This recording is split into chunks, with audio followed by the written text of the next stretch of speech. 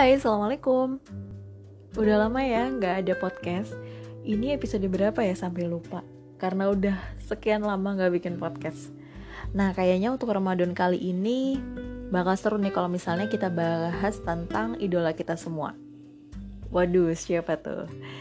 Kalau sebagai muslim, idola kita harusnya Nabi Muhammad, iya nggak sih? Tapi sering nggak sih teman-teman kalau misalnya ditanya idola kamu siapa? Mau jawab yang lain tapi masa sih nggak ngidolain Nabi Muhammad gitu ya.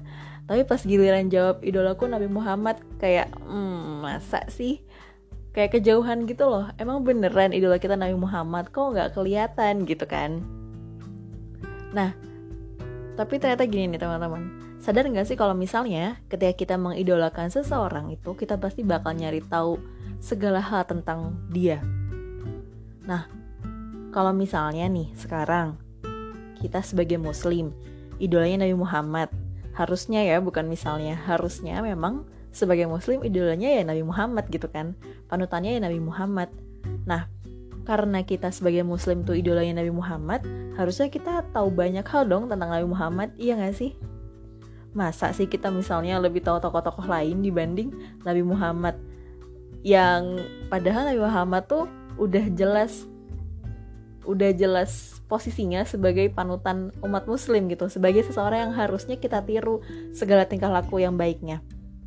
Nah, aku tuh jadi ingat gitu, ada bukunya Ustadz Syafi'i Antonio. Beliau membuat sebuah rangkaian buku tentang sifat Nabi Muhammad yang dikemas dengan, menurut aku itu lebih mudah dipahami dan sangat aplikatif sih.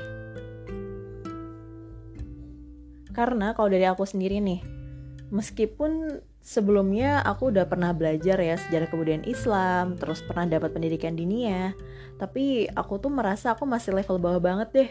Kayak aku tuh masih dikit banget pengetahuan tentang Nabi Muhammadnya gitu. Yang aku tahu selama ini kisah Nabi Muhammad tuh ya mentok di sejarah, di pelajaran yang pernah diajarin doang gitu. Belum sampai tahap dimana apa sih yang bisa aku lakukan realnya di saat ini terinspirasi dari Nabi Muhammad gitu. Terus gimana sih caranya kita bisa mengenal sudut pandang yang berbeda?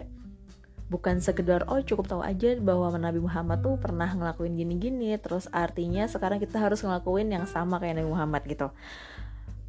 Pengennya sih ketika kita melakukan atau mencontoh sifat Nabi itu, kita sadar, kita melakukannya dengan penuh kesadaran bahwa kenapa sih kita melakukan ini gitu, apa benefitnya, apa baiknya gitu. Jadi kita melakukan itu nggak sekedar melakukan aja, tapi kita paham alasannya kenapa kita harus melakukan itu.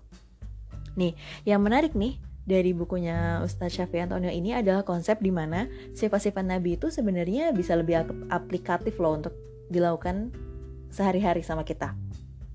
Teman-teman tahu kan ya 4 sifat Nabi, yang sidik, amanah, fatonah, tablik. Itu pasti udah jadi pengetahuan dasar lah untuk teman-teman yang pernah dapat pelajaran agama Islam. Kalau misalnya gitu ya, dulu pas ujian agama, pertanyaannya paling cuma sebatas sidik itu apa? Sidik itu jujur, amanah. Terus misalnya fatonah itu cerdas, tablik menyampaikan. Cuma sampai situ aja, mentok sampai di situ. Dan aku pun juga kayak gitu, pemahamanku tuh cuma sebatas cukup tahu aja bahwa itu sifat Nabi, udah clear gitu. Padahal sebenarnya pas aku baca buku ini, aku tuh ngerasa kayak wow, ternyata ada banyak hal-hal besar lain di balik sifat-sifat Nabi itu gitu yang bisa kita lakukan dengan real gitu, dengan jelasnya kayak gimana. Bukan sekedar sidik tuh jujur berarti kita harus jujur, nggak cuma sekedar itu. Ada banyak makna lain di balik sidik, di balik amanah, di balik fatonah, dan di balik tablik. Nah, insya Allah di Ramadan ini aku akan sharing sedikit demi sedikit dari bukunya beliau. Jadi aku akan coba sampaikan seringan mungkin ya ke teman-teman, untuk kita belajar bareng-bareng nih, mengenal lebih dalam lagi idola kita gitu. Ini bukan berarti aku bilang sejarah Nabi Muhammad tuh membosankan gitu, bukan ya. Enggak sama sekali. Jujur sebenarnya aku tuh enggak suka sejarah, karena aku ngerasa kayak sejarah tuh jauh banget. Terus buat aku, pengalaman yang aku punya sih, pelajaran sejarah tuh selalu penuh tanggal-tanggal dan tokoh-tokoh yang aku tuh sampai bingung gitu harus menghafalnya kayak gimana lagi kayak gitu.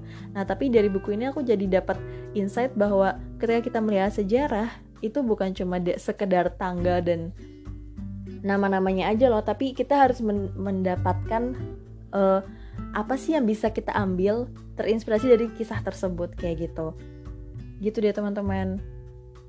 Nah insya Allah di bulan Ramadan ini aku akan cerita sedikit demi sedikit nih dari bukunya beliau tentang Nabi Muhammad, biar kita bisa belajar bareng-bareng ya teman-teman selama Ramadan ini. Terima kasih sudah mendengarkan episode ini. Selamat bertemu di Ramadan ya. Dadah, assalamualaikum.